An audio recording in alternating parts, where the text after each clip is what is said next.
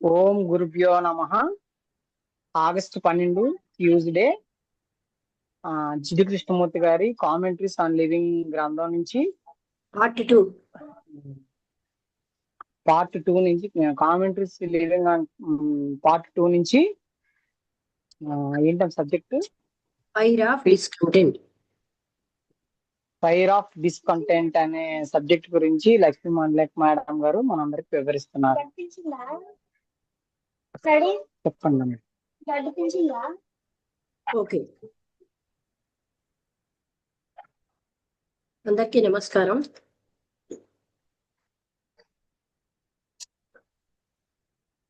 ఇది అసంతృప్తి అనే అగ్ని అంటున్నారు.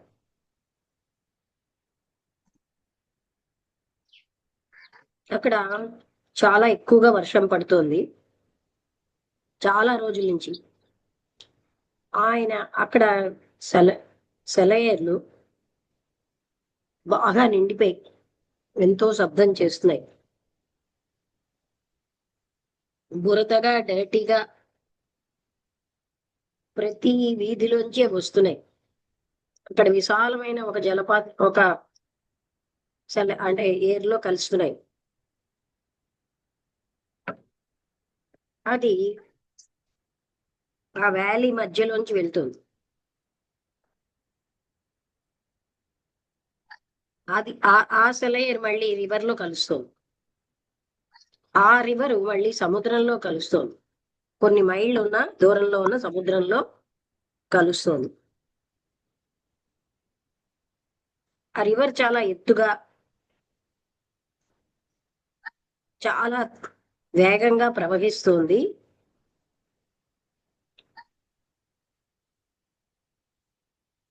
అక్కడ ఎన్నో గార్డెన్స్ అంటే పళ్ళ తోటల నుంచి ఓపెన్ గా ప్రవహిస్తుంది. వేసవి కాలంలో కూడా ఆ నది ఎప్పుడు ఎండదు.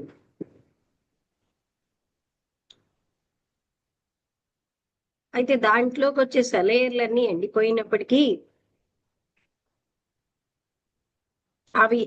అవేమోని రాళ్ళు అవన్నీ ఉన్నాయి. అంటే సెలయేర్ల కిందనున్న రాళ్ళు అవి కనిపిస్తాయి. అలాగే ఎండిపోయిన ఇసుక. ఇప్పుడు ఆ రివర్ అన్నది చాలా త్వరితంగా ప్రవహిస్తోంది. ఒక మనిషి నడవడం కంటే. దాని 2 ఒడ్లలో ప్రజలు దాన్ని చూస్తున్నారనమాట, వాచ్ చేస్తున్నారు. ఆ బురద నీళ్లు ఇది తరచుగా అంత ఎక్కువగా రివరు ప్రవహించదు. ఆ నది ప్రజలు ఉద్రేకపూరితంగా ఉన్నారు. వాళ్ళ కళ్ళు మెరుస్తున్నాయి. అక్కడ త్వరితంగా వెళ్తున్న ఆ నీళ్ళని వాళ్ళకి చాలా సంతోషం కలుగుతుంది. ఆ పట్టణం సముద్రానికి దగ్గరలో ఉంది. ఆ పట్టణం ఏమో ఎంతో ఆ సముద్రానికి దగ్గరగా ఉన్న పట్టణం బాధపడవచ్చు. ఆ నది ఎక్కువగా ప్రవహించి దాని యొక్క ఒడ్లు దాటిపోతుంది.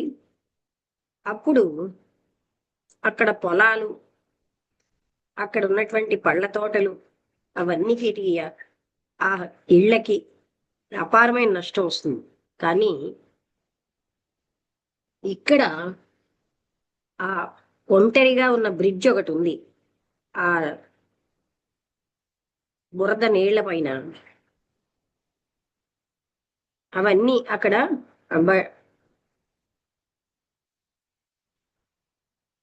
అవన్నీ కూడా అంటే మంచి సౌండ్ ని చేస్తున్నాయి అన్నమాట. కొంతమంది ప్రజలు వింటున్నారు. పక్షులు కూడా అక్కడ ఉన్నాయి. ప్రజలు కొంతమంది వింటున్నారు కానీ ఎక్కువ పట్టించుకోవట్లేదు. ఆ ప్రవాహం అన్నది చాలా బలంగా ఉంది. ఆ చుట్టుపక్కల ఉన్న సెలయర్లో ఉన్న చెత్తంతటి అది క్యారీ చేస్తోంది. మళ్ళీ రివర్ అనేది మళ్ళీ వర్షం పడ్డం మొదలైంది. అయినప్పటికీ ఆ ప్రజలు అక్కడ దాన్ని చూస్తూ కదలకుండా సంతోషపడుతున్నారనమాట చిన్న చిన్న విషయాలను. ఒక ఆయన, నేను ఎప్పుడు కూడా అన్వేషకుణ్ణి అని చెప్తున్నారు.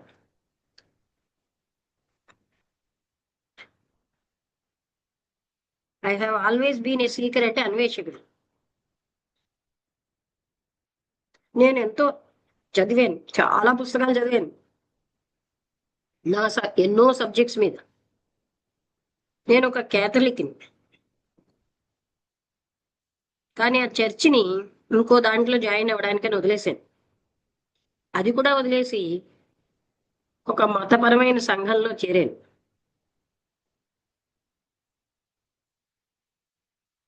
నేను ఈ మధ్యనే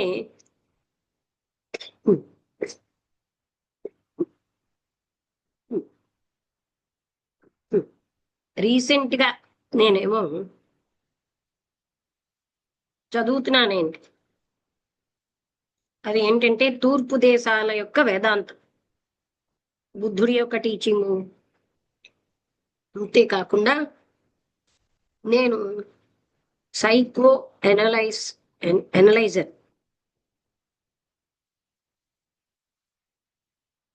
అది కూడా నన్ను ఆపలేదు ఇంకా అన్వేషణ నుంచి. ఇప్పుడు ఇక్కడ నేను మీతో మాట్లాడుతున్నాను. నేను ఇండియాకి వెళ్ళాను ఈ గురువులను వెతుక్కుంటూ, కానీ పరిస్థితులు నన్ను అడ్డాయి వెళ్ళడం నుంచి. నేను ఇండియాకి వెళ్ళాలనుకుంటున్నాను, కానీ సర్కమ్స్టాన్సెస్ అంటే పరిస్థితుల వల్ల అడ్డడం వల్ల నేను వెళ్ళలేకపోయాను.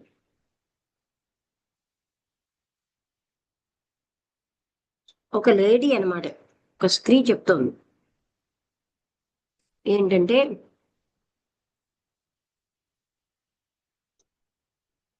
ఆవిడ వివాహితురాలు, ఆవిడకి 2 పిల్లలు ఉన్నారు, వాళ్ళు చాలా తెలివిగా ఉంటారు,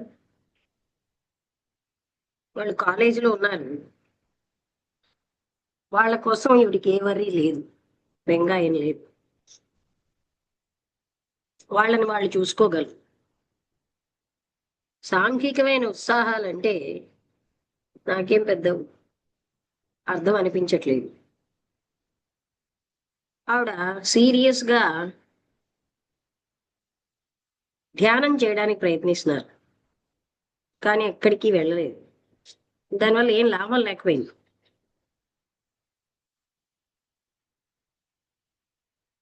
ఎందుకంటే ఆవిడ మనస్సు ఎంతో సిల్లీగా ఇటు అటు ముందులాగే తిరుగుతుంది. ఎప్పుడు ఎలా తిరిగేదో ఇప్పుడు అలాగే తిరుగుతుంది.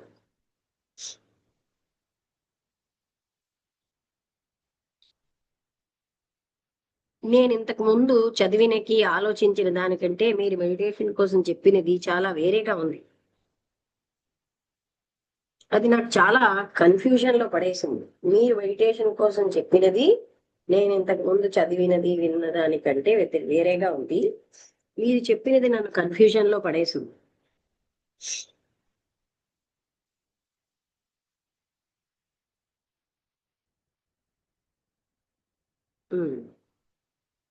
అంటూ ఆవిడ ఇంకా అంటున్నారు, ఈ కన్ఫ్యూజన్ అంతా కూడా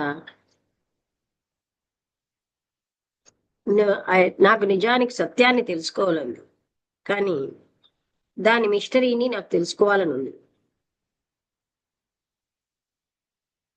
అంటే బట్ ఈ కన్ఫ్యూజన్ ద్వారా, ఇంత శ్రమతో కూడిన కన్ఫ్యూజన్ ద్వారా నేను నిజంగా సత్యాన్ని తెలుసుకోవాలి, అవగాహన చేసుకోవాలి అని అనుకుంటున్నాను.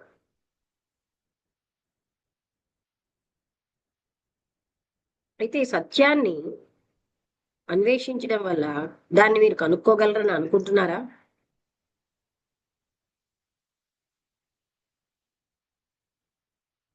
ఈ అన్వేషకుడు ఎప్పటికీ సత్యాన్ని తెలుసుకోలేడని మీకు తెలియదా? మీరు ఎప్పుడు కూడా ఈ అంటే ఈ కోరిక లోపలికి అన్వేషించాలని కోరిక లోపలికి వెళ్ళలేదు, లోతుల్లోకి వెళ్ళలేదు. అయినప్పటికీ మీరు నిరంతరాయంగా ఒక విషయం నుంచి ఇంకొక విషయానికి మీకు కావలసింది ఏదో పొందుతారని అలా వెళ్తున్నారు. దాన్నే మీరు సత్యం అంటున్నారు.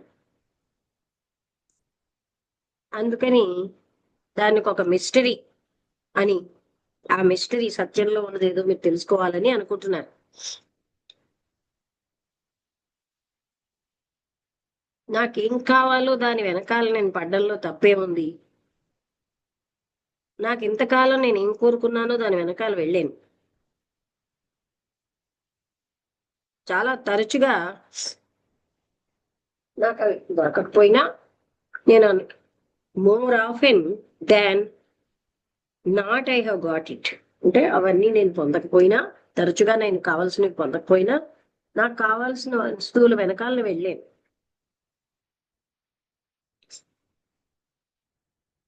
బహుశా అది అవ్వచ్చు. మీరు ఏమనుకుంటున్నారు? ధనాన్ని, పెయింటింగ్స్ ని కలెక్ట్ చేసినట్టుగా సత్యాన్ని కూడా కలెక్ట్ చేయగలరా? ఇది మరొక నగ, గొప్ప కోసం పెట్టుకునే నగ అనుకుంటున్నారా? ఏ మనస్సు అయితే పొందాలని సంపూర్ణంగా అనుకుంటోందో ఇంకో దానికోసం అది ఆగుతోందా?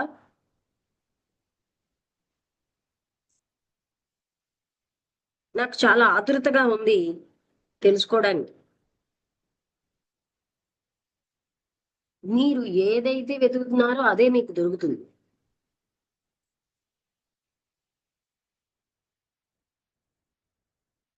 మీరు ఎంత ఆతృతగా దేన్ని వెతుకుతున్నారో అది దొరుకుతుంది, కానీ అది సత్యం కాదు.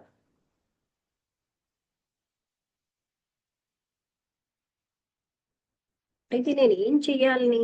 నేను కేవలంగా ఏమీ చేయకుండా పడుకోవాలా? అంటే మీరు అప్పుడే ముగింపుల కోసం జంప్ చేస్తున్నారు.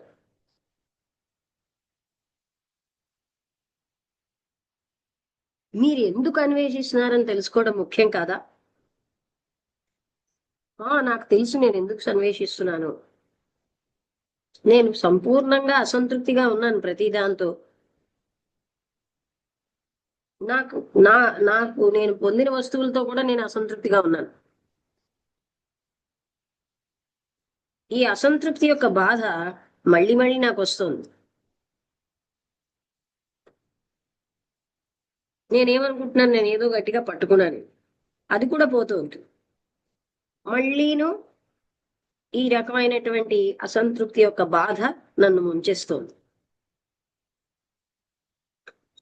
నేను ఎన్నో మార్గాలు ప్రయత్నించాను, దాన్ని నేను అధిగమించాలని చూశాను, కానీ ఏదో విధంగా అది చాలా బలంగా నా లోపల ఉంది. నేను ఏదో ఒకటి కనుక్కోవాలి, సత్యాన్ని, ఏదైనా సరే. అది నాకు ఆ సంతృప్తి అనేటటువంటి శాంతిని ఇస్తుంది. దాన్ని నేను పట్టుకోవాలి.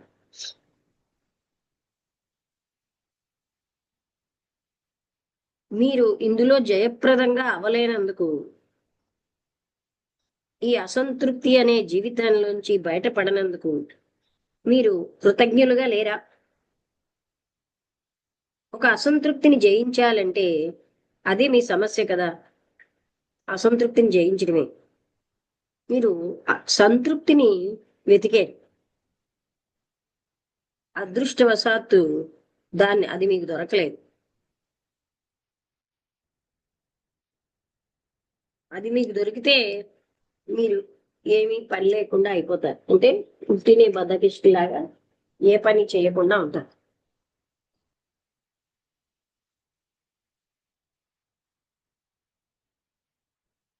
నేనేమనుకుంటున్నానంటే అదే నేను అన్వేషిస్తున్నాను. ఈ భయం భయం కలిపేటటువంటి అసంతృప్తి నుంచి ఎస్కేప్ అవ్వాలనుకుంటున్నాను. చాలా మంది ప్రజలు అసంతృప్తిగా ఉంటారు, కానీ వాళ్ళ సంతృప్తి కోసం ఈజీ విషయాల్లో వాళ్ళు సంతృప్తిని వెతుకుతున్నారు. అది ఒక పర్వతాన్ని ఎక్కడమో, లేకపోతే ఏదో ఒక ఆశయాన్ని పరిపూర్ణం చేసుకోవడంలోనూ వాళ్ళు సంతృప్తి వెతుకుతున్నారు.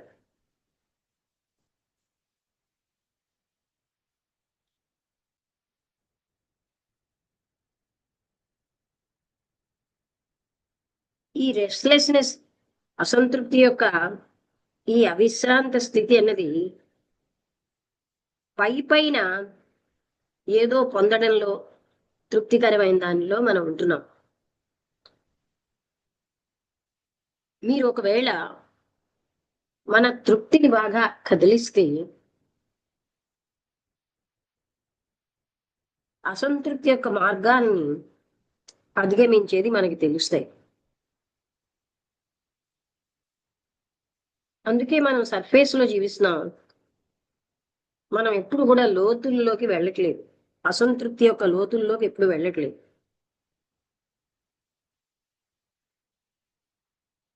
ఈ అసంతృప్తి యొక్క సర్ఫేస్ నుంచి లోతుల్లోకి ఎలా వెళ్ళాలి?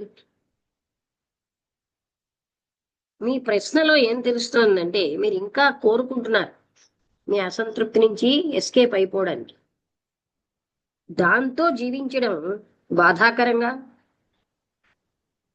ఉన్నది. ఆ బాధ ఎస్కేప్ అవ్వాలని ప్రయత్నించకుండా, మార్చాలని ప్రయత్నించకుండా అందులోపలికి ప్రవేశిస్తే ఆ అసంతృప్తి లోతులకు ప్రవేశించడం ప్రవేశించాలి. అంటే to live with that pain, ఆ బాధతో మీరు జీవిస్తూ మీరేమోని దాని నుంచి ఎస్కేప్ అవుతూ దాన్ని మార్చాలని చూస్తూ దాని లోతుల్లోకి మీరు వెళ్ళటం లేదు. అంటే మనం ఆ బాధతోటే జీవిస్తూ ఎప్పుడైతే ఎస్కేప్ అవ్వాలని ప్రయత్నించమో, మార్చాలని ప్రయత్నించమో అప్పుడు దాని లోతుల్లోకి వెళ్ళగలం. మనం ఎంతకాలం అయితే ఏదో ఒక ఎక్కడికో వెళ్ళిపోయి ఏదో ఒకటి అవ్వాలనో అలా ఉన్నంతసేపు కూడా సంఘర్షణ యొక్క బాధ ఉంటుంది. అందువల్ల ఆ బాధ రావడం వల్ల మనం దాని నుంచి ఎస్కేప్ అయిపోదామని చూస్తున్నాం. మనం ప్రతి పని ద్వారా ఎస్కేప్ అయిపోతాం. ఆ అసంతృప్తితో మనం సమైక్యం అయిపోతే, దాంతోటే మనం ఉంటే, దానిలో ఒక భాగంగా ఏ అబ్జర్వర్ అన్నవాడు లేకుండా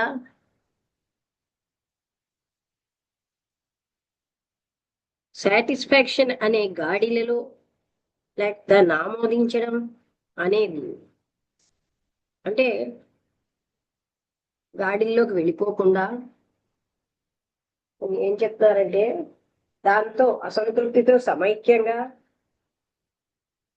దాంతో కలిసే ఉంటూ దానిలో ఒక భాగంగా అబ్జర్వర్ లేకుండా దాన్ని గాడిల్లోకి ఫోర్స్ చేస్తూ సంతృప్తి లేదా ఆమోదము అని తప్పనిసరి అని అనుకుంటూ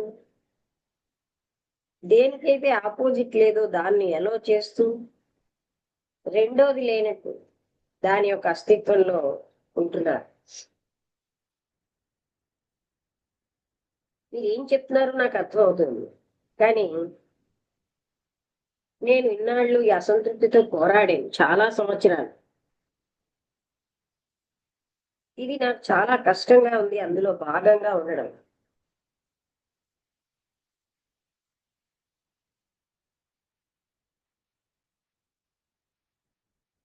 మీరు ఎంత దానికి అలవాటైపోతున్నారో దానికి జీవం ఇస్తున్నారు.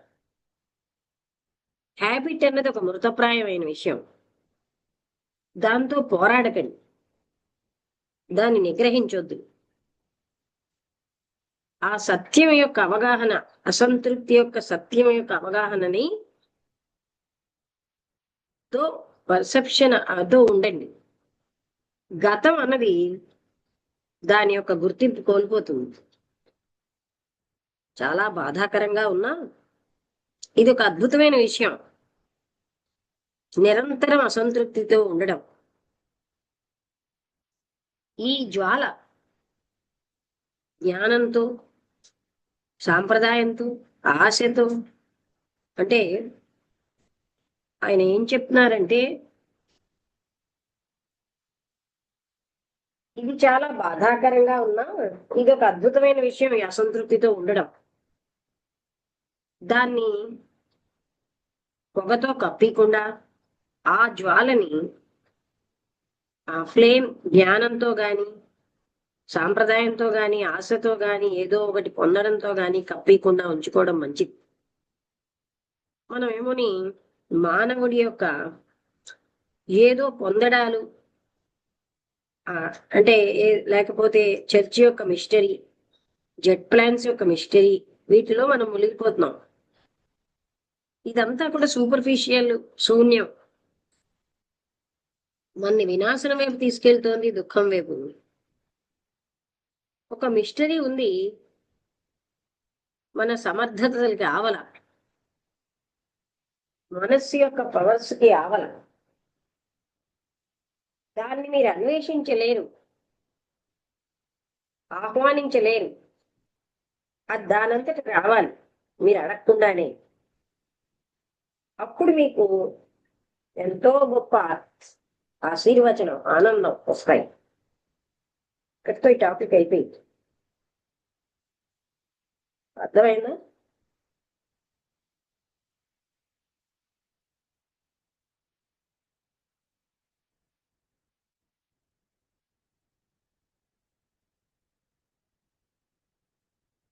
అంటే మనం ఎప్పుడూ అసంతృప్తి అనే దాన్ని, ఆవిడ అసంతృప్తితో బాధపడుతున్నారు, ఏదో ఒకటి అన్వేషిస్తున్నారు ఆ అసంతృప్తిలోంచి బయటపడ్డాను. అది ఆవిడ చాలా బాధాకరంగా ఉంది. కృష్ణమూర్తి గారు ఏం చెప్తున్నారు, మీరు ఏది అన్వేషిస్తే మీకు అది దొరుకుతుంది, సత్యం దొరకదు.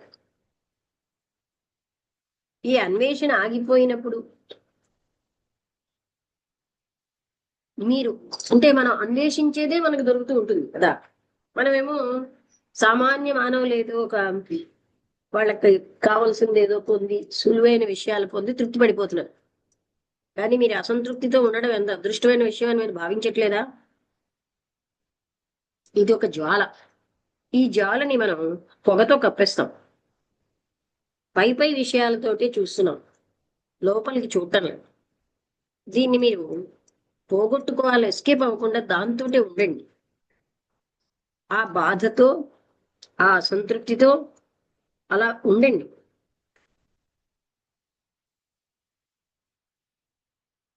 మనం ఏదో ఒక జ్ఞానంతోటో, సాంప్రదాయంతోటో, ఆశతోటో ఏదో ఒకటి పొందడంతో దాన్ని కప్పకుండా ఉంటే, మనం సామాన్యంగా ఏం చేస్తామంటే మానవుడి యొక్క మిస్టరీని తెలుసుకుందాం, ఆ చర్చ్ మిస్టరీ ఏమిటో, జెట్ ప్లాన్ ఏమిటో అవి తెలుసుకుందాం అని టైం, అందులో మనం కోల్పోతున్నాం.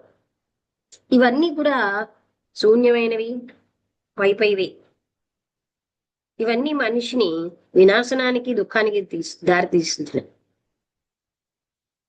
మన సమర్థతలు, శక్తులకి అతీతంగా ఒక మిస్టరీ ఉంది, మనస్సుకు కూడా అతీతంగా. అది మీరు వెతుకుతే దొరికేది కాదు, మీరు ఆహ్వానిస్తే వచ్చేది కాదు. అది దానంతట అది రావాలి మీరు అడగకుండానే. అక్కడ అది వస్తే మీకు సమస్తమైన ఆనందము, ఆశీర్వచనము, సుఖము ఉంటాయి. ఇప్పుడు మీకు అర్థమైందా ఈ టాపిక్?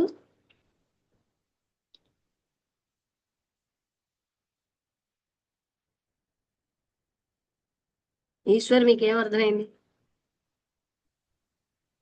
అమ్మ, అసంతృప్తి, సంతృప్తి, సంతృప్తిలో కావాలి అని ఆ సంతృప్తి కోసం ఆరాటపడి కష్టంలోకి వెళ్ళిపోయి ఇవన్నీ మనం తెచ్చుకుంటున్నామని అర్థం అవుతున్నాము. అసంతృప్తి అదృష్టవంతమైంది అంటున్నారు. అంటే అవును. ఇది లేదు అది లేదు అది కాదు, వస్తువులను పొందడంలో మనం ఉమ్, కప్పేసుకుంటున్నాం, దాన్ని ఎస్కేప్ అయిపోతున్నాం. అవును. అది దాన్ని సత్యం. అవగాహన చేసుకోవాలి మనం. ఉమ్. అన్వేషించితే వచ్చేది సత్యం కాదు, ఆహ్వానిస్తే కూడా అవునమ్మా. సత్యం రాదు, దాని అంతట అది రావాలి. అవునమ్మా, దాంతో అవగాహన పాటు ద్వారా మనం చెప్పండి. అప్పుడే అసలైన సత్యం మనకి తెలుస్తుంది అనమాట. ఉమ్. అంటే అన్వేషణ వల్ల వచ్చేది కాదు. నేను అవునవును. జీవితం అంతా అన్వేషిస్తున్నాను ఆవిడ చెప్తున్నారు కదా కొన్ని సంవత్సరాలు. అందుకు ఆయన చెప్పారు, అవునవును. అన్వేషణ వల్ల పొందబడేది కాదు సత్యం. అవును. భాగ్యలక్ష్మి రమగారు, మీకు అర్థమైందా? అర్థమైందమ్మా. అంటే మనము పై పై వస్తువులతోటి సంతృప్తి పడిపోయినా కూడా మనము ఒక లేజీగా తయారవుతాము. అట్లా కాకుండా అసంతృప్తిగా ఉన్నప్పుడే మనకు కరెక్ట్ గా అట్లా ఉన్నప్పుడే దీన్ని తెలుసుకోవడానికి ఉంటదని చెప్పారు. అర్థమైంది. ఆ సత్యమే వెళ్ళగలం. అసంతృప్తిని మనం అణిచేస్తున్నాం. వెళ్ళగలం.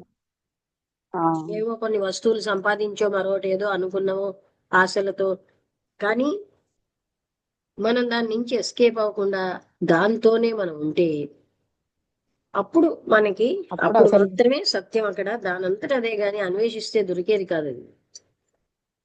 ఉమ్, భాగ్యలక్ష్మి గారు చెప్తారా?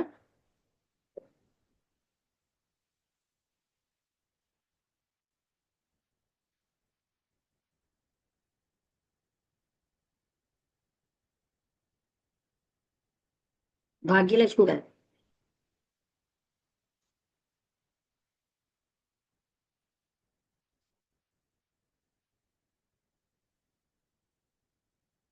అంటే అన్వేషించడంలో అన్వేషించేవాడు ఉంటాడు.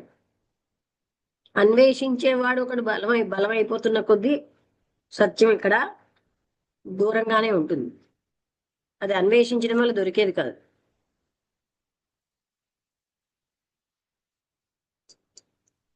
ఆ నేను అన్నది నథింగ్ అయిపోవాలి కదా. మనస్సు లేనప్పుడు, నిశ్చలం అయినప్పుడు ఉన్నదే అది. అన్వేషించేవాడిని మనస్సే సృష్టిస్తుంది. అర్థమైందా? నేనుని, అబ్జర్వర్ని, వాచర్ని, అన్వేషించేవాడిని సృష్టించేది మనస్సే. మనస్సు నిశ్చలం అయితే ఉన్నదే సత్యం. సత్యం కావాలని ప్రయత్నించక్కర్లే, మనస్సును నిశ్చలం చేస్తే చాలు. భాగ్యలక్ష్మి గారు లేరా ఏంటి ఫోన్ దగ్గర?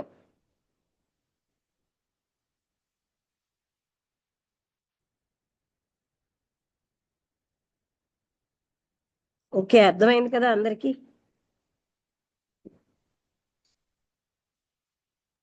రమగారు అర్థమైందా? అర్థమైందమ్మా. ఉహు. ముగించేద్దాం అయితే. రమణ డ్రైవింగ్ లో ఉన్నాడు కనుక అర్థమైందమ్మా. ఓకే అండి.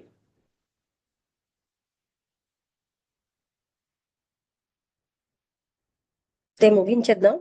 ఇంతే ఉంది టాపిక్ ఇవాళ.